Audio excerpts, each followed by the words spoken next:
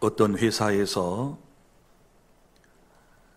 세일즈맨들의 능력이 오르지 않자 사장이 세미나를 개최했습니다. 사장은 흰 손수건에 까만 점 하나를 찍어 사원들에게 보여주면서 무엇이 보이느냐고 물었습니다. 여러분, 무엇이 보이십니까? 그러자 사원들은 모두가 까만 점이 보인다고 했습니다. 그러나 사장은 자세히 보십시오. 다른 것은 보이지 않습니까? 라고 다시 물었습니다. 그러나 그들은 계속 까만 점이 보인다라고 말했습니다. 몇 번이곤 물었지만 여전히 그들에게 보이는 것은 까만 점 뿐이었습니다. 그때 사장이 말했습니다.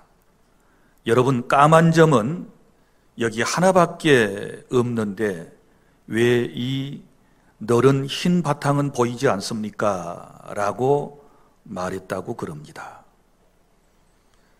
사랑하는 성도 여러분, 여기 흰 종이 위에 까만 점, 분명히 우리의 눈에 맨 먼저 들어오게 될 것입니다.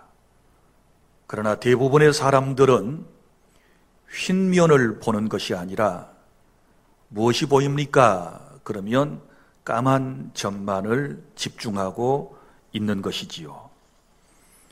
이처럼 인생을 부정적인 눈을 가지고 살아가는 사람은 매사에 부정적인 것을 바라보면서 인생을 고달프게 살아가고 있는 것입니다. 그러나 예수 그리스도 안에서 긍정적인 마음을 가지고 살아가는 사람은 길이 열리고 그의 인생은 결국 행복해지게 될 것입니다.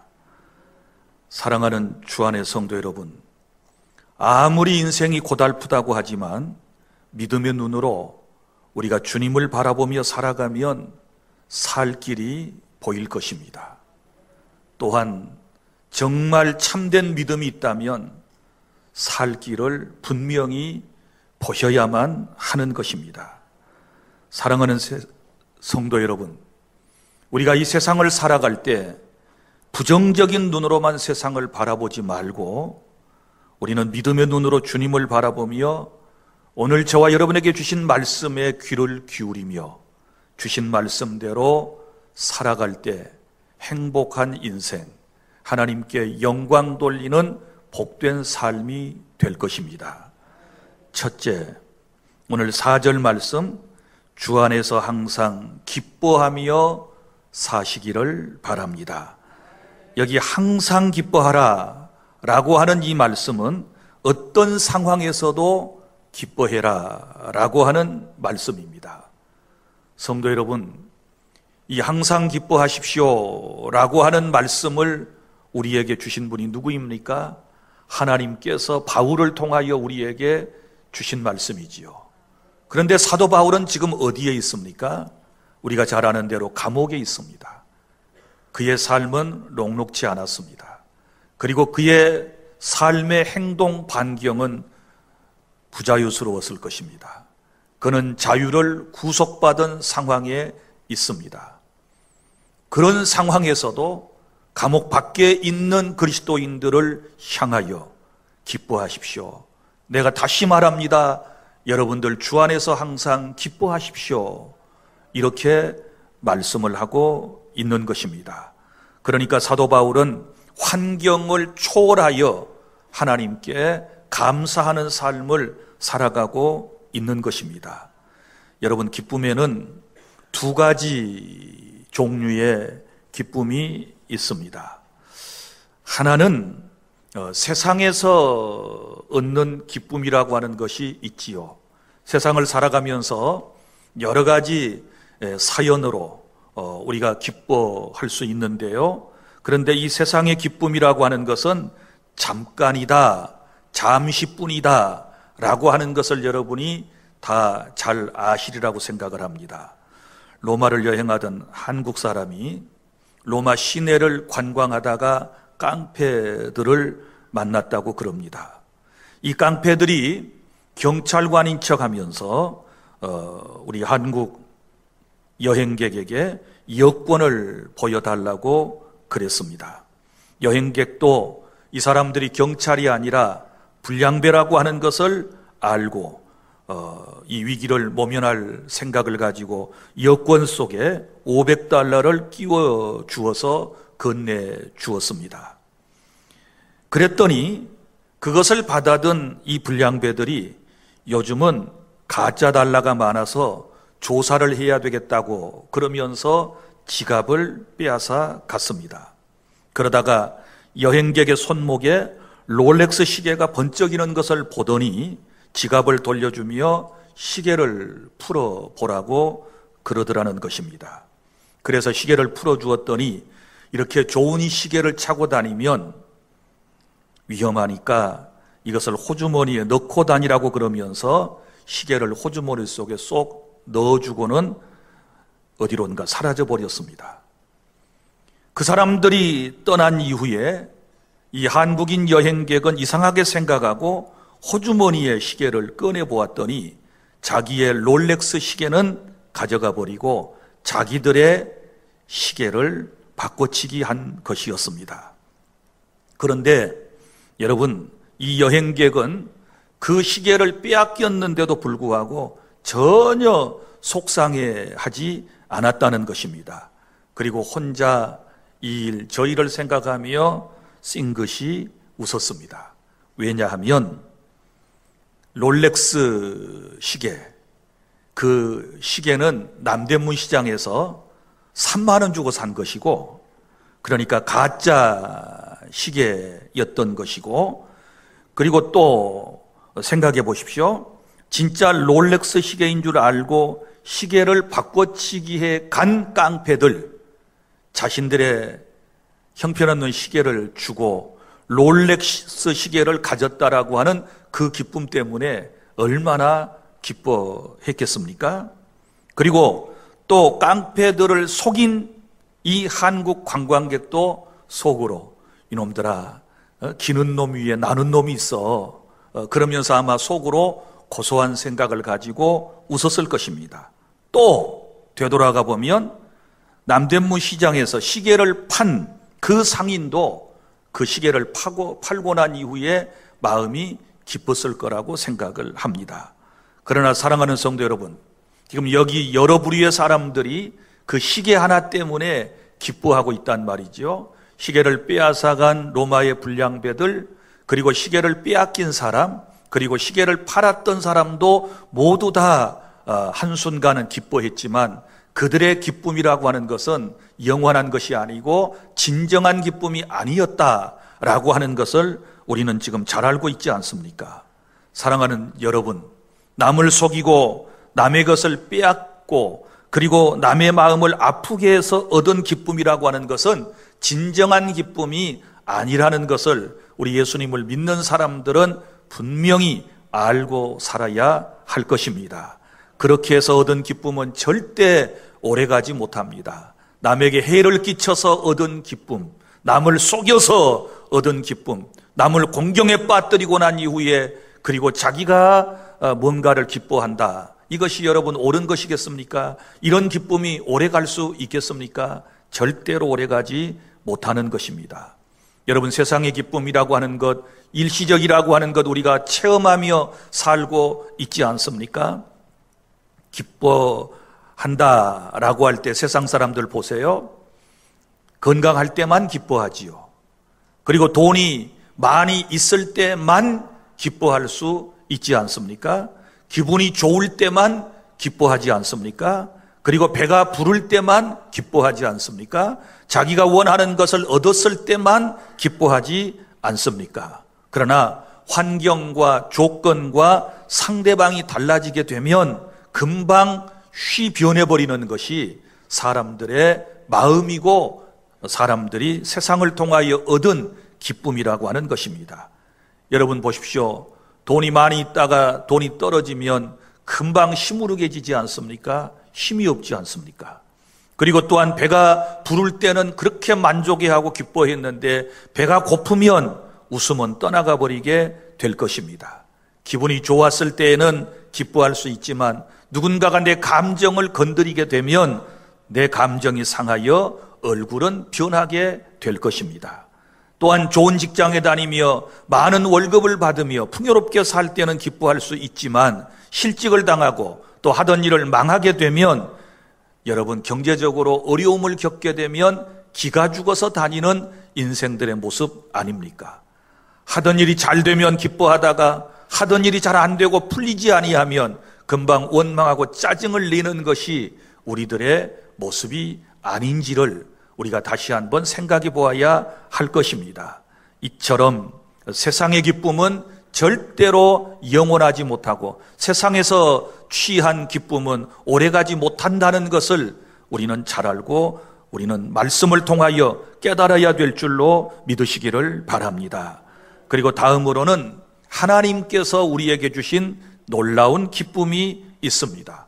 하나님이 주 안에서 우리에게 기뻐하라 이렇게 말씀을 하셨는데 주 안에서 기쁨이라고 하는 것은 환경과 조건에 상관이 없는 기쁨인 것입니다. 우리의 심령 깊은 곳에서 샘솟는 그런 기쁨이 솟아나게 될 것이고 강물과 같은 그런 기쁨이 우리 안에서 넘쳐나게 되는 것입니다. 여러분, 이런 기쁨은 세상의 어떤 물질을 가지고 어떤 세상의 환경을 변화시켜서 우리가 누리는 것이 아니라 주님 안에 있을 때 예수 그리스도를 믿고 그분이 우리에게 주신 은총 가운데 믿음으로 살아갈 때 우리는 진정한 기쁨을 누릴 수 있다는 사실을 믿으시기를 바랍니다. 사랑하는 성도 여러분, 요즘 사람들을 보십시오. 경제 문제가 해결되고 환경만 바뀌면 행복할 거라고 생각을 하고 있습니다. 그러나 여러분, 우리는 이미 선진국에 진입했습니다. 우리의 꿈은 어찌 보면 육신의 소망은 이루어졌지 않았습니까? 잘 먹고 잘 사는 것이 우리의 꿈이었는데 우리는 지금 선진국의 반열에 섰단 말이지요. 그러니까 가난한 나라 사람들에 비하면 우리는 정말 잘 사는 거예요. 우리 한국의 브랜드 가치가 얼마나 높은지를 여러분이 동남아 여행을 해보시면 금방 아실 거예요. 그러면 잘 먹고 잘 살게 되었으니 국민들의 GDP가 올라갔기 때문에 여러분들이 행복해졌습니까? 여러분들이 더 좋은 집에 살기 때문에 행복해지셨습니까? 더 많은 물질을 여러분이 누리며 살기 때문에 이전보다 더 행복해지셨습니까? 그러지 않은 것 같습니다. 10년 전, 20년 전에 비교하면 지금 훨씬 더 삶이 나아졌고 풍요로워졌음에도 불구하고 우리의 마음은 그렇게 썩 기쁨이 넘치는 것 같지 않습니다. 그럼 이런 것들은 무엇을 의미할까요? 환경이, 물질이 사람의 마음을 영원토록 기쁘게 하지 못한다라고 하는 것을 우리가 깨닫는 바가 아니겠습니까? 사랑하는 주 안의 성도 여러분, 우리가 진정으로 예수 그리스도 안에서 누리는 기쁨이라고 하는 것은 이런 육신적 어떤 것을 통하여 얻는 기쁨이 아니라 이것은 영적인 기쁨인데 구원받은 기쁨인 것입니다. 나와 같은 죄인이 예수 그리스도를 구주로 영접하여 아무 공로 없이 그리스도의 은총을 힘입어서 구원받고 하나님의 자녀가 된 것, 천국 시민이 된 것, 이것보다 더 놀라운 은총이 어디에 있겠습니까? 이것을 생각해 보면 우리의 마음은 한없이 기뻐해야 될 줄 믿으시기를 바랍니다. 뿐만 아니라 세상은 정말 험하고도 험한데 이 험한 세상에서 그래도 하나님의 보호를 받고 오늘 또 인도하심을 받아서 이 자리에 나와서 예배하고 있다는 것, 이 사실 자체가 하나님의 놀라운 은혜요, 우리가 감사해야 할 일이고 기뻐해야 할 조건이 된다는 것을 믿으시기를 바랍니다.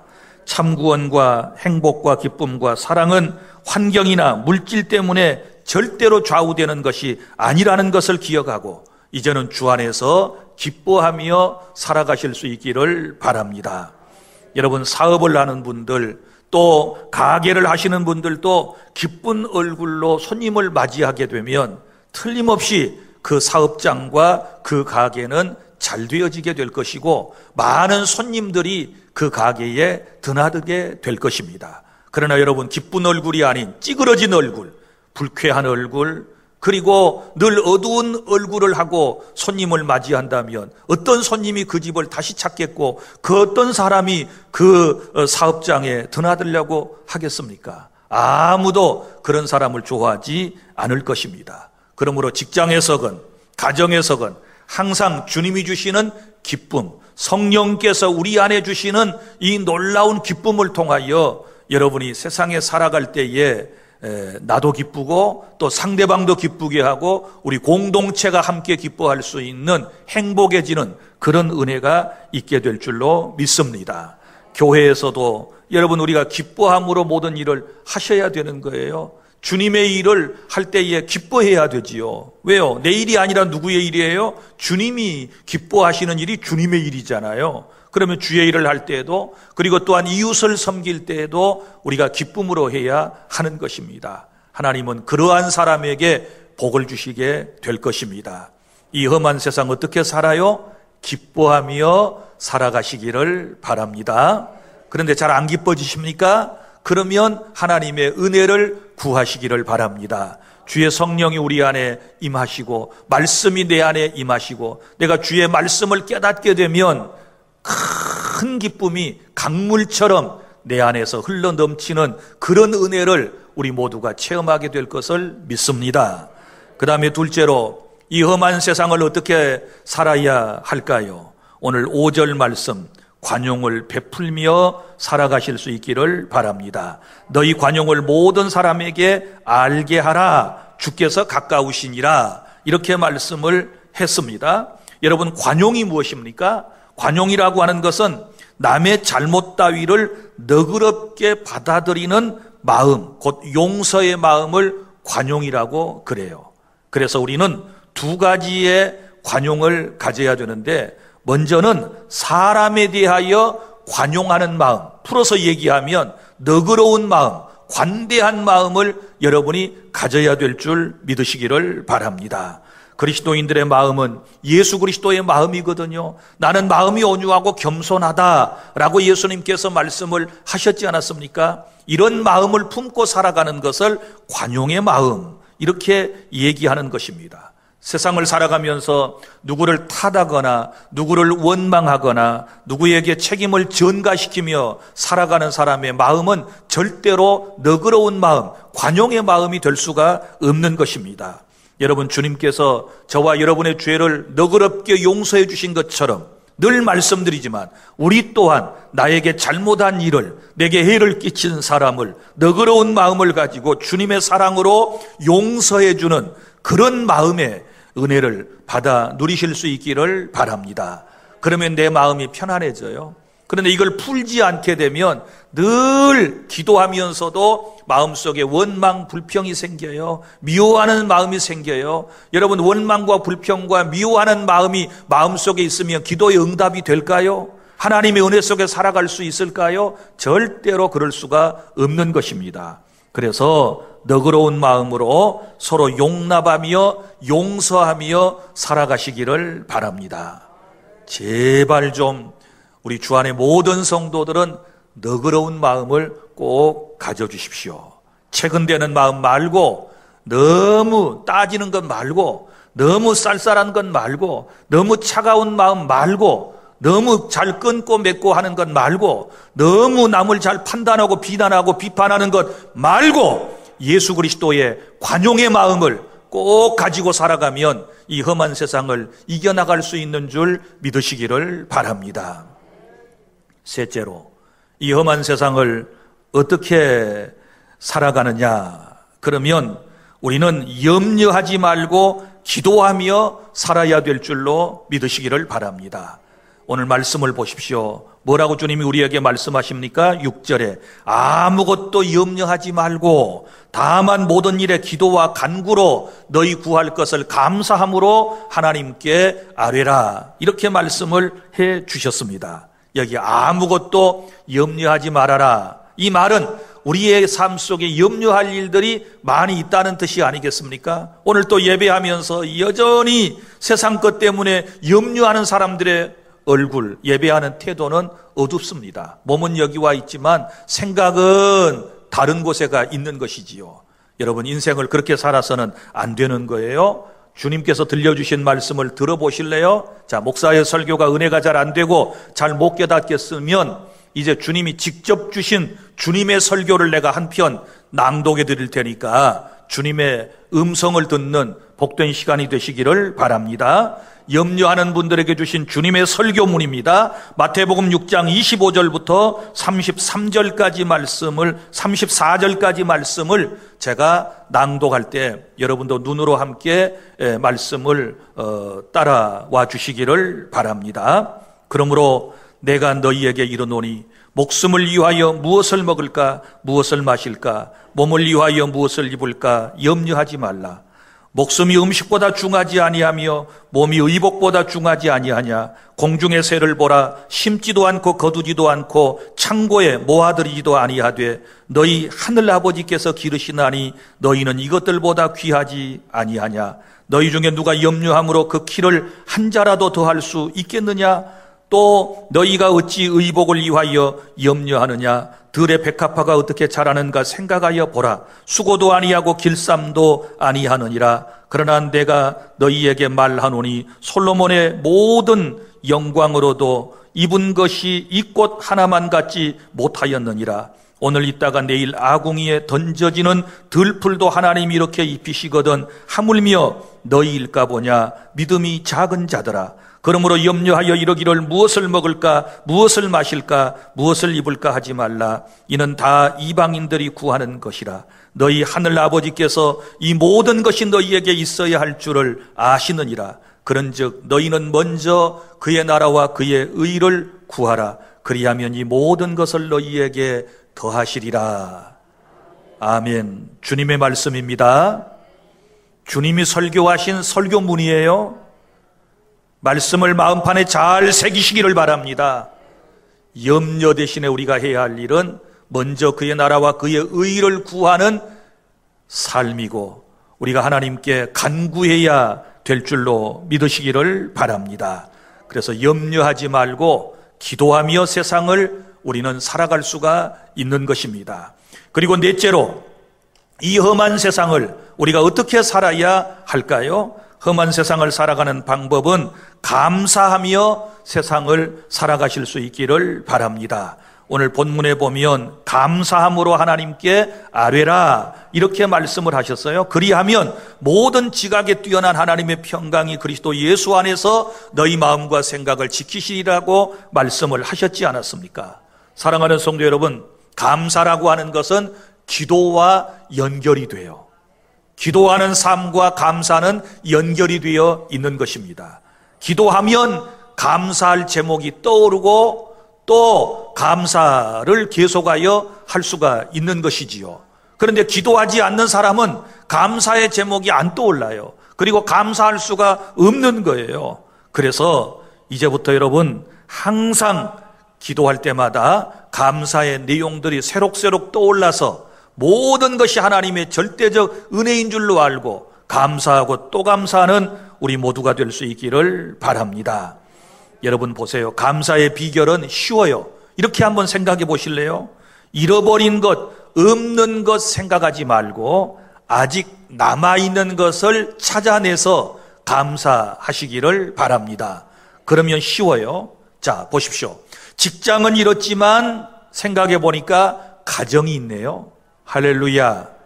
가족들만 있으면 험한 세상 헤쳐나갈 수 있어요. 가족들만 있으면 직장 잃었어도 그렇게 외롭지 않아요. 조금 어렵겠지만 그러나 가족과 함께라면 모든 것을 헤쳐나갈 수 있다고 생각을 하고 여러분 감사하시기를 바랍니다. 자, 돈을 잃었습니다. 그러나 건강이 있지 않습니까? 돈이라고 하는 것은 건강만 하면 또 얼마든지 벌 수 있을 거예요. 그런데 요즘 돈을 벌기를 원하는 사람은 많이 있는데 돈을 벌기 위해서 힘든 일은 사람들이 안 하려고 그러더라고요.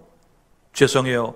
우리 교회 뒤편에 주택 2동을 철거하면서 제가 거기 청구된 인건비를 계산을 해온 것을 보았어요. 자, 하루에 그냥 보통 막노동을 해도 요즘 다 10만 원에서 15만 원, 6만 원이더라고요. 그리고 특별한 기술을 가진 사람들은 25만 원에서 30만 원 정도 하루 수입이 돼요. 맞지요? 제가 지금 세상 물정을 모르는가요? 잘 몰라서 제가 한번 따져봤어요. 그래서 아무리 못 벌어도 몸만 건강하면 하루에 나가서 10만 원은 벌 수 있겠더라고요. 그러면 열흘은 뭐 공휴일 쉬고 주일 쉬고 또 뭐 비 오는 날 쉰다 치더라도 20일을 일을 하게 되면 기본적 생활은 될 것 같아요. 사랑하는 성도 여러분, 지금 돈이 없어요? 지금 경제적으로 어렵습니까? 건강이 있으면 감사하시기를 바랍니다. 건강하면 돈은 또 벌면 되는 거예요. 열심히 일하면 되는 거예요. 그러면 하나님께서 내 손이 수고한 대로 주실 것이라고 하는 약속의 말씀대로 반드시 노동의 대가를, 수고의 대가를 하나님께서 허락해 주실 줄로 믿으시기를 바랍니다. 또 건강을 잃었지만 우리에게 있는 것이 뭐가 있을까요? 믿음이 있는 사람이 있어요. 육신의 건강은 잃었어요. 사람이 살다 보면 건강을 잃을 수 있지요. 그러나 내 안에 믿음이 있으면, 예수 그리스도를 믿는 믿음이 있으면, 하나님을 신뢰하는 믿음이 있으면 모든 것을 극복해낼 수가 있는 것이지요. 믿음으로 세상을 극복해내고 세상을 이겨나가는 것 아니겠습니까? 믿음이 치유를 가져오고, 믿음의 기도가 여러분 이제 응답을 가져오고, 믿음의 기도가 결국은 우리를 승리하는 삶으로 인도해 주실 줄로 믿으시기를 바랍니다. 그래서 건강을 잃었지만 생각해 보니 믿음이 있는 것에 대하여 감사하시고, 또 어떤 사람 지위를 잃었어요. 높은 지위에 있다가 그 지위가 이제 상실됐단 말이에요. 그러면 여러분 낙심이 찾아오지요. 그때 한번 생각해 봐요. 여러분 세상의 지위는 잃었지만 하나님의 사랑은 계속되고 있음을 믿으시기를 바랍니다. 하나님의 사랑은 절대로 떠나지 않습니다. 하나님은 영원토록 저와 여러분을 사랑해 주시는 줄로 믿으시기를 바랍니다. 이처럼 지금까지 우리가 한 가지 일에 실패했다고 해서 인생 전체를 실패한 것처럼 착각을 한다거나 절망과 한숨에 탄식하지 말고 아직 내게 있는 그것을 의지하고 믿음으로 일어나는 우리 주 안의 모든 성도 여러분들이 다 되실 수 있기를 바랍니다. 누가복음 5장에 보면 베드로에 대한 얘기가 나오지요. 제가 10주간 동안 누가복음 5장 이 1절부터 11절까지 베드로가 예수님을 만나서 예수님의 제자가 되는 이야기를 주일 저녁마다 여러분에게 드린 적이 있습니다. 여러분 한번 생각해 보십시오. 처음에 베드로와 주님이 어떻게 만납니까? 베드로가 밤새도록 수고하여 물고기를 잡기 위하여 애썼지만 물고기 한 마리도 못 잡았단 말이지요. 그런데 예수님께서 그때 찾아오셔서 깊은 데로 가서 그물을 내려라 말씀하셨을 때, 선생님, 내가 밤이 새도록 수고하여 한 마리의 물고기도 잡지 못했지만 내가 그렇게 하겠습니다 하고 주의 말씀을 따라 깊은 데로 가서 그물을 내렸더니 많은 물고기를 잡게 되었고, 물고기를 잡고 난 이후에 큰 깨달음을 얻고 난 이후에 주님을 따르는 제자가 되었다는 사실을 여러분은 잘 알고 계실 것입니다. 여러분 보십시오. 베드로가 한 마리의 물고기도 잡지 못했었지만 여전히 그에게는 뭐가 있었나요? 건강이 있었지요. 여전히 건강이 있었어요. 물고기 한 마리도 못 잡았지만 건강이 있었어요. 또 물고기 한 마리도 잡지 못했지만 여전히 그에게는 고기 잡는 도구가 있었어요. 그물이 있었고 배가 있었고 노가 있었고 모든 것이 다 있었다 그 말이지요. 그리고 한 마리의 물고기도 잡지 못했지만 그에게는 고기 잡는 기술이 있었어요. 그는 어부잖아요. 이런 것들이 있는 한 인생은 절대로 포기될 수 없는 것이고, 인생은 반드시 주님을 바라보면 주의 말씀에 순종하면 승리하게 될 줄로 믿으시기를 바랍니다. 그러니까 없는 것 생각하고 투덜거리고 원망하고 불평하지 말고, 따져보면 없는 것보다 있는 것이 훨씬 더 많이 있으니 우리가 그것을 생각하며 날마다 감사하며 하루하루를 살아야 될 줄로 믿으시기를 바랍니다. 사랑하는 성도 여러분, 이제 말씀을 맺습니다. 인생이 힘드십니까? 우리 모두가 다 힘든 상황을 지금 살아가고 있습니다. 여느 때는 여러분 뭐 힘들지 않았습니까? 여느 때는 여러분이 항상 어렵다고 말하지 않았습니까? 항상 우리 입에 붙은 말이 정말 먹고 살기 힘들어, 먹고 살기 힘들어.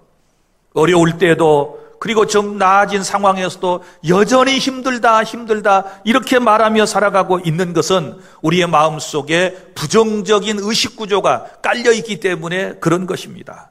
하얀 종이에 검은 점 하나, 여러분 무엇이 보입니까? 라고 물었을 때 그 점만 보고 하얀 그 너른 것은 보지 못하는 이런 안타까운 편협한 시각을 가지고, 그런 눈을 가지고, 그런 마음을 가지고 우리가 세상을 살아가기 때문에 조금만 문제가 생겨도 중내산해하고 원망하고 불평하고 그러지 않습니까?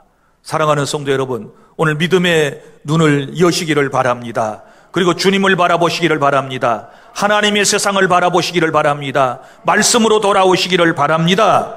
그리고 주의 말씀에 귀를 기울이고 그 말씀대로 살아가는데, 이 험한 세상, 오늘 4가지를 말씀을 드렸습니다. 먼저는 주 안에서 항상 기뻐하시기를 바랍니다. 할렐루야. 주 안에서는 기뻐할 수 있습니다. 주님을 믿는 믿음 안에서는 얼마든지 기뻐할 일들이 있는 거예요. 거기까지 가야 여러분들이 이제는 영적인 사람이요 믿음의 길에 들어섰다라고 얘기할 수가 있는 것이지요. 그리고 또한 우리는 너그러운 마음, 관용의 마음을 지금부터 가지시기를 바랍니다. 조급한 마음, 시기하고 질투하는 마음, 너그럽지 못하는 이런 마음 가져서는 인생이 결코 행복할 수가 없는 거예요. 주님이 나에 대하여 너그러우신 것처럼 나 또한 다른 사람에 대하여 너그러운 마음을 가지고 이 험한 세상을 헤쳐나가면 인간 관계도 여러분이 아름다운 관계로 지속되어지게 될 줄로 믿습니다. 그리고 염려 대신에 이제 기도하시기를 바랍니다. 염려 대신에 먼저 그의 나라와 그의 의를 구하고 하나님께 간절한 마음으로 나의 필요한 것을 간구할 때 하나님의 영광을 위하여 하나님께서는 우리에게 모든 것을 약속대로 허락해 주실 줄로 믿으시기를 바랍니다. 이 험한 세상 어떻게 살아요? 지금 있는 것 찾아보고 하나님께 남아있는 것 찾아보고 감사하며 하루하루를 살아갈 때마다 우리의 인생은 더욱더 행복해지고 하나님의 영광을 드러내게 될 줄로 믿으시기를 바랍니다. 기도하겠습니다.